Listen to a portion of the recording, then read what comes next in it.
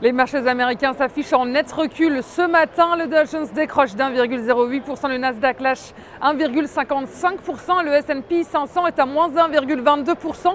Et c'est l'emploi américain, bien évidemment, qui fait chuter les marchés. Les opérateurs ont attendu ces statistiques mensuelles toute la semaine et c'est la douche froide. Le chômage a continué de baisser aux États-Unis sur le mois de mars à moins 0,1% par rapport à février. L'économie américaine n'aurait créé que 88 000 emplois le mois dernier, alors que les analystes tablaient sur 200 000 embauches et c'est le niveau le plus faible depuis juin 2012. Et pourtant, le taux de chômage recule et s'établit à 7,6%. Et il faut dire que les chiffres relatifs à l'emploi publiés ces derniers jours avaient déjà un peu dicté la tendance. Alors pour rappel, beaucoup moins de postes que prévu ont été créés sur le mois de mars et les inscriptions hebdomadaires au chômage ont augmenté cette semaine. Elles atteignent leur plus haut niveau depuis fin novembre dernier.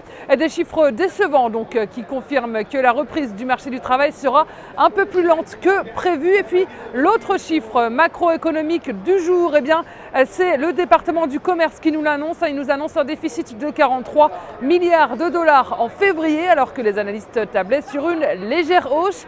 Et si on se tourne enfin du côté de l'actualité des entreprises américaines, Facebook continue d'être soutenu en bourse. À la place d'un smartphone, Facebook, le géant du réseau social, a présenté hier Home, son propre logiciel mobile développé sur Android.